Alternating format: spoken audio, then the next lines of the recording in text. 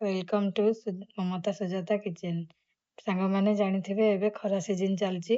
ए खरा सीजन पई आमे घरे दही लसी बनेइबा।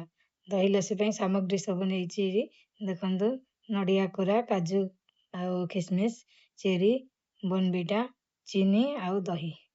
मु मो हिसाब रे दही नेइची आपण आपणक हिसाब रे दहीटा नेबे। प्रथमे दही की काटिकिरी ग्राइंडर जार रे ढाली देली। तापरे आउ गोटे दही भी पैकेट सेमती काटिकी से ग्राइंडर जार रे ढाली देली।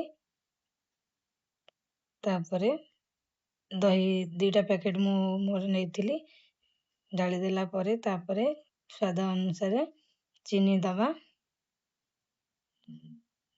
आपणकर यदि कम कि बेसी मीठा खाउथिबे आपणक हिसाब रे भी चीनी पकेइबे।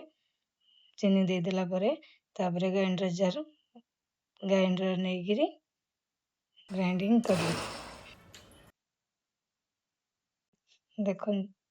देखंतु एबे भल भाबरे दही आउ चीनी मिक्स हो गला। तापरे एबे ग्लास रे आमे ढालिबा।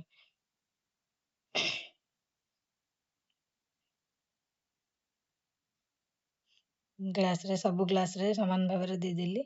तापरे कोरा है कि रखिथिबा नडिया कोरा तापरे सजाई देली। तापरे काजू तापरे चेरी